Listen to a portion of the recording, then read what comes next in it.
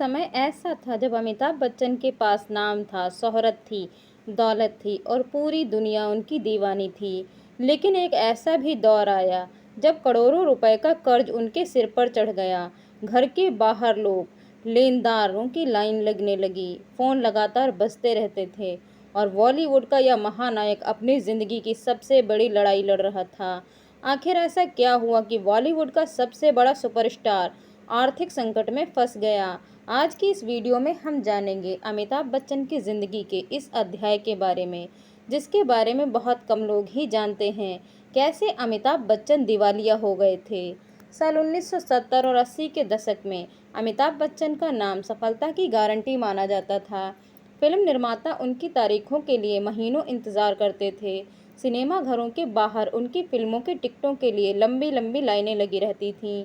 उनकी फिल्मों के बाद एक रिकॉर्ड तोड़ रही थी, लेकिन उन्हें सिर्फ अभिनेता नहीं बल्कि वन मैन इंडस्ट्री कहने लगे थे लोग। ऐसा लग रहा था कि अमिताभ बच्चन के करियर में कभी भी कोई बुरा दौर आएगा ही नहीं, लेकिन किस्मत हमेशा एक जैसी नहीं रहती है। साल 1984 में अमिताभ बच्चन ने राजनीति में कदम रखा। हालांकि राजनीति तक उनका सफ़र ज़्यादा लंबा नहीं चल सका। इसके बाद वो फिल्मों में वापस लौटे। बॉलीवुड बदल चुका था, नई पीढ़ी के सितारे उभर रहे थे। उनकी कई फिल्में उम्मीद के मुताबिक प्रदर्शन नहीं कर सकीं। धीरे धीरे सुपरस्टार की चमक फीकी पड़ने लगी। असली मुकाबला तो अभी बाकी था। साल 1990 के दशक के अंत में अमिताभ बच्चन ने सोचा कि अब सिर्फ अमिताभ बच्चन बनकर नहीं बल्कि बड़े बिजनेस टाइकून बनकर दिखाना है। उन्होंने अपनी कंपनी बनाई, अमिताभ बच्चन कॉरपोरेशन लिमिटेड यानी ABCL। सपना यह था कि कंपनी फिल्म निर्माण, इवेंट मैनेजमेंट, म्यूजिक और टीवी एंटरटेनमेंट की दुनिया में बड़ा साम्राज्य खड़ा करेगी। शुरुआत शानदार दिखाई दे रही थी, लेकिन कई बड़े फैसले उम्मीद के मुताबिक सफल नहीं होते हैं।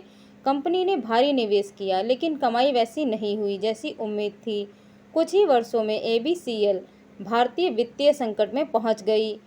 कर्ज काफ़ी ज़्यादा बढ़ गया, कंपनी की आर्थिक स्थिति बिगड़ती चली गई। रिपोर्ट्स के अनुसार अमिताभ बच्चन पर करोड़ों रुपए की कर्जा हो गया। जो व्यक्ति सफलता का दूसरा नाम था, वही अपने जीवन के सबसे कठिन समय से गुजर रहा था। अमिताभ बच्चन ने बाद में कई इंटरव्यू में बताया कि वह दौर उनकी ज़िंदगी का सबसे कठिन दौर था। उन्हें समझ नहीं आ रहा था कि इस स्थिति को संभाला जाए। कहते हैं कि मुश्किल समय में इंसान को बहुत कुछ सिखा कर जाता है।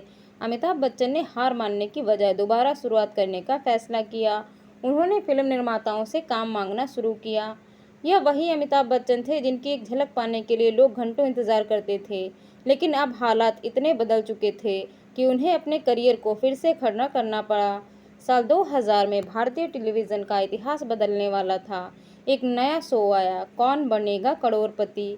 उस समय बड़े सितारों का टीवी पर आना असामान्य माना जाता था।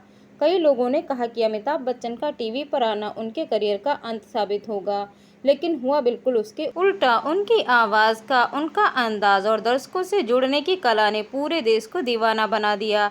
KBC सुपरहिट हो गया और अमिताभ बच्चन की किस्मत फिर से चमक उठी।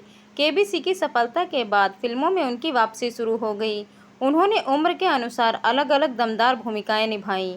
मोहब्बतें, ब्लैक, पा, पीकू जैसी फिल्मों ने साबित कर दिया कि महानायक अभी खत्म नहीं हुआ है। जिस व्यक्ति को लोग खत्म मान चुके थे, उसने खुद को फिर से स्थापित कर लिया। अमिताभ बच्चन की कहानी एक अभिनेता की कहानी नहीं है, यह एक संघर्ष और धैर्य की वापसी की कहानी है।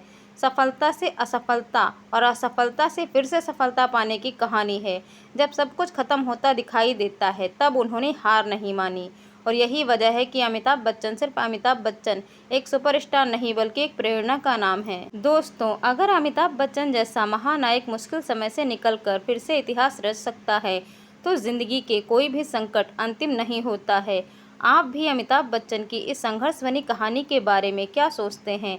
कमेंट में अपनी राय ज़रूर लिखें। वीडियो पसंद आया हो तो लाइक करें, चैनल को सब्सक्राइब करें और बेल आइकन दबाना बिल्कुल मत भूलिए। मिलते हैं अगले ही एक वीडियो में एक ऐसी ही